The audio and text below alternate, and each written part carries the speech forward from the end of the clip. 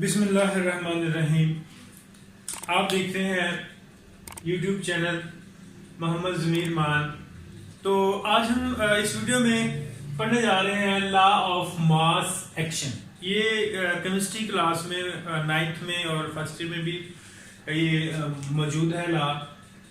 तो शुरू करते हैं। तो किसने रिप्रेजेंट किया? गोल्डबर्ग और वेज जो था साइंटिस्ट 1869 में जो है इसको रिप्रेजेंट किया गया। और इसकी स्टेटमेंट क्या है? Rate at which substances reacted directly proportional. तो ये डायरेक्टली प्रोपोर्शनल है, ठीक है, किसके? एक्टिव मास के। And rate of reaction directly proportional to the product of. तो प्रोडक्ट का वर्ड जहां पर भी यूज होता है स्टेटमेंट्स में लॉ की, तो उसका मतलब होता है मल्टीप्लाई, ठीक है। तो ये ब्रैकेट जो है ये रिप्रेजेंट कर रही है एक्टिव मास को, और एक्टिव मास को यहाँ पर रिप्रेजेंट करने से मुराद मोलर कंसंट्रेशन, और इसको रिप्रेजेंट करते हैं dm उसकी पावर -3 यानी डेसीमीटर पर क्यूब, ठीक है, ऑफ रिएक्टिंग सब्सटेंसेस। यानी कि ओवरऑल स्टेटमेंट जो है उसको हम कैसे पढ़ेंगे? The rate of substance reacts is directly proportional to its active masses and the rate at which the reaction directly proportional to the product of its active masses of reacting species, ठीक है। तो ये इसकी statement है। Directly proportional का मतलब यहाँ पर ये है कि अगर एक चीज जो है वो बढ़ रही है तो दूसरी भी बढ़ेगी। तो ये तनासब यहाँ पर डायरेक्टली का मतलब क्या है कि एक बढ़ेगी दूसरी भी बढ़ेगी, अगर एक कम हो रही है तो दूसरी भी कम होगी, ठीक है। तो ये स्टेटमेंट थी। अब इस स्टेटमेंट को जो है वो मैं एक रिएक्शन की मदद से जो है वो आपको समझाने की कोशिश करता हूं। Consider a reaction, general reaction consider कर लें, in which reactant A and reactant B react to produce product, ये भी फर्ज कर लें C and D। ये स्पीशीज जो है हमें पता है रिएक्शन के इस तरफ जो होंगी वो रिएक्टेंट होते हैं, और जो एरो की उस तरफ होते हैं वो प्रोडक्ट होती है, ठीक है। रिएक्शन की दो इकसाम है, एक होता है डायरेक्ट रिएक्शन यानी इसे हम इरिवर्सिबल रिएक्शन, जिसमें रिएक्टेंट जो होते हैं वो रिएक्ट करके प्रोडक्ट बनाते हैं, प्रोडक्ट जो है वो बैक जो है वो रिवर्स होकर रिएक्टेंट नहीं बना सकते। जबकि जो लॉ जो है ये डायरेक्टली यानी रिवर्सिबल रिएक्शन जो है उस पर एप्लीकेबल है कि अगर रिएक्टेंट जो है, ठीक है, जो फॉरवर्ड हो रहे हैं, ठीक है, इट मीन कि ए और बी जो है ये फॉरवर्ड रिएक्शन में आएंगे, फॉरवर्ड होकर सी और डी प्रोडक्ट बना रहे हैं, यानी ये एरो के इस तरफ क्या है? रिएक्टेंट, एरो की उस तरफ जो है ये है प्रोडक्ट, ठीक है। तो ए और बी जो है ये दोनों रिएक्ट होकर सी डी प्रोडक्ट बना रहे हैं। जबकि रिवर्स में क्या है, यानी जब आप इधर को देखें रिएक्शन, इधर से इधर को, C और D जो है अब रिवर्स में ये रिएक्टेंट है, ठीक है। जबकि रिवर्स में A और B जो है ये क्या है? प्रोडक्ट है। तो ये रिएक्शन जो है वो रिवर्सिबल है। तो इस पे ही लॉ जो है वो एप्लीकेबल है। अब क्या करना है कि फॉरवर्ड रिएक्शन और रिवर्स रिएक्शन जो है उसकी हमने एक इक्वेशन बनानी है। उम्मीद करता हूँ ये रिएक्शन समझ आ गया होगा कि ए, फर्ज करें ए और बी कोई भी रिएक्टेंट हैं जो आपस में रिएक्ट होकर डायरेक्टली प्रोपोर्शनल जो एक्टिव मासेस के हैं सी और डी प्रोडक्ट जो है वो बना रहे हैं। सी और डी जो है वो रिवर्स होकर फिर ए और बी बना रहे हैं। कंसीडर करें हमारे पास एक जनरल रिएक्शन है, रिएक्टेंट ए और बी है, फर्ज किए हैं सी और डी जो है ये प्रोडक्ट है। Constant of forward reaction, constant of reverse reaction. अब क्या करेंगे? अब मोलर कंसंट्रेशन जो है रिएक्शन की क्या होगी, ठीक है। मैंने आपको प्रीवियस बताया है, अगर ए है तो इसको हम ब्रैकेट में लिखेंगे तो ये इसकी एक्टिव मास है। इसी तरह से बी को भी इस तरह से लिखेंगे ब्रैकेट में, इसी तरह से सी को लिखेंगे इसी तरह से बी को लिखेंगे, ठीक है। ये इनकी मोलर कंसंट्रेशन जो है वो बनाई गई है एक्टिव मासेस की, यानी मोलर कंसंट्रेशन इन डेसीमीटर पर क्यूब, ठीक है जी। अब क्या है कि रेट ऑफ फॉरवर्ड स्टेटमेंट के मुताबिक, यानी rate of forward reaction directly proportional to the active masses of A and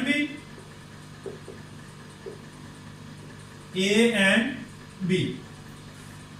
इसी तरह से rate of reverse reaction directly proportional to C और बी, ठीक है जी।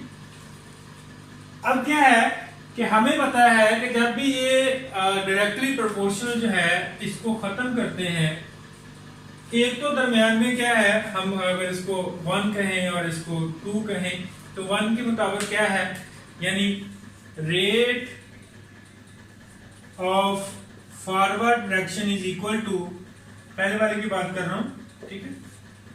कांस्टेंट आएगा एक, किसका है, फॉरवर्ड का कांस्टेंट है तो एफ लगा देंगे, किसके है, active masses of a reactant A, active masses of reactant B, ठीक है। इसी तरह से हमने ये जो सेकंड वाला रिवर्स है इसको लिख लेना है, लेकिन फर्क क्या आएगा कि यहां पर कांस्टेंट जो है वो रिवर्स का आ जाएगा, बाकी जो है वो सेम रहेगा, उसमें तब्दीली नहीं होगी, ठीक है। तो क्या है, रेट ऑफ रिवर्स रिएक्शन और फॉरवर्ड रिएक्शन इनको इक्वल कर लें। Rate of forward is equal to the rate of reverse reaction. Forward की वैल्यू को पुट करें, के एफ ए और बी के है, जबकि जो रेट ऑफ रिवर्स है वो कांस्टेंट रिवर्स सी है और बी के है, ठीक है। अब हमने इनकी वैल्यूज को जो है वो क्या किया, पुट कर दिया। यहां तक समझ आ गई है, आगे चलते हैं। अब क्या करेंगे, हमने रेट ऑफ फॉरवर्ड और रेट ऑफ रिवर्स को जो है वो इक्वल कर लिया है, ठीक है। दोनों इक्वल करने के बाद हमने इनकी वैल्यूज जो है पुट की हैं। अब क्या होगा, अब क्या करेंगे कि इधर देखें, अगर आप गौर करें तो ये जो फैक्टर है ये इधर मल्टीप्लाई हो रहा है, इधर ये हो रहा है, ठीक है। ये मल्टीप्लाई इधर आकर क्या हो जाएगा, डिवाइड, और के आर जो है मल्टीप्लाई होकर इधर आ जाएगा डिवाइड, ठीक है। जैसे कांस्टेंट ऑफ फॉरवर्ड रिएक्शन के आर इधर आ गया तो ये डिवाइड हो गया इधर आकर, और इसी तरह से सी और डी जो एक्टिव मासेस मोलर कंसंट्रेशन है वो वहीं पे रहेंगे, ए और बी उधर जाकर क्या हो जाएगा, डिवाइड हो जाएगा, ठीक है। इसी तरह से हमने ए और बी को भी लिख लेना है, ठीक है जी। अब गौर कीजिएगा, के ऑफ फॉरवर्ड और कांस्टेंट ऑफ रिवर्स दोनों कांस्टेंट आपस में क्या हो रहे हैं, डिवाइड हो रहे हैं।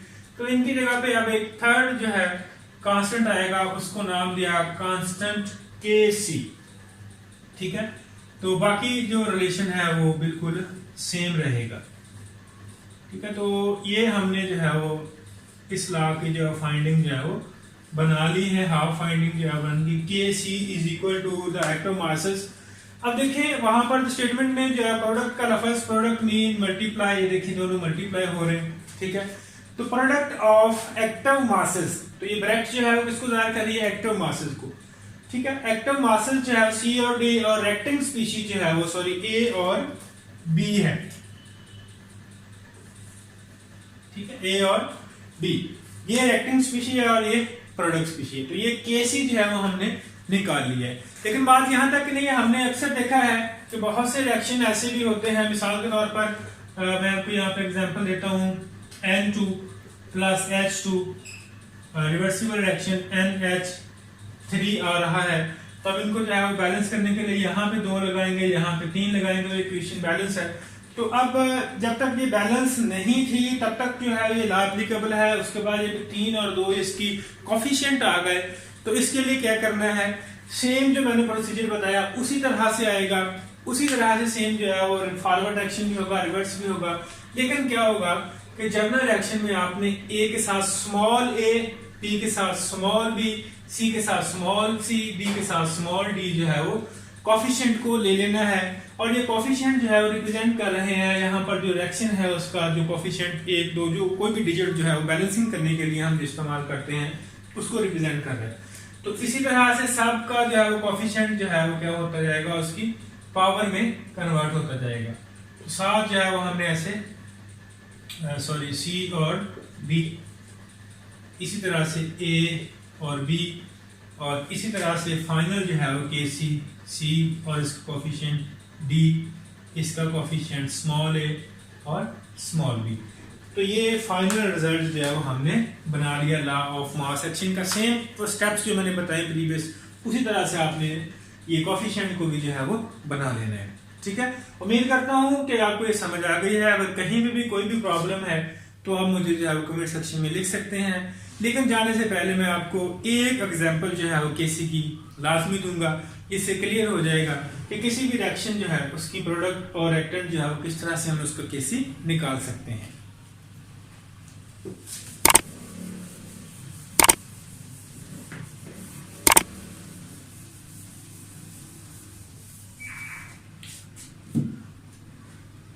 उसी तरह से अब हम एग्जांपल जो है वो पढ़ने जा रहे हैं किसी के कैसे जो है एप्लीकेबल है।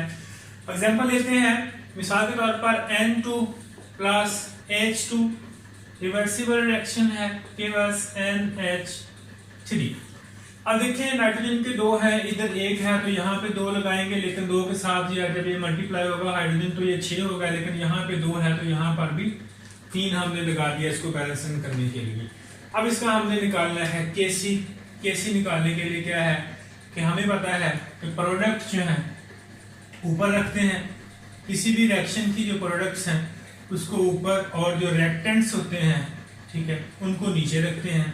अब हम ये वैल्यूज पुट करते हैं, NH3 है एटम मास, और ये 2 जो है ये इसकी कोफिशिएंट में जाएगा जो हमने प्रीवियस लॉ में पढ़ा है कि स्मॉल कैसे एप्लीकेबल है, इसके लिए हमने यहाँ पर इसको अप्लाई करना है। अक्सर स्टूडेंट्स क्या करते हैं कि ये दोनों के दरमियान जो रिएक्टेंट या चाहे प्रोडक्ट हो तो उनमें क्या करते हैं प्लस लिख देते हैं, जबकि प्लस नहीं लिखना। हमें लॉ ने ये बताया है कि आपने क्या करना है, आपने इनको मल्टीप्लाई करना है। स्टेटमेंट के मुताबिक प्रोडक्ट का वर्ड यूज हुआ तो प्रोडक्ट का मतलब होता है मल्टीप्लाई।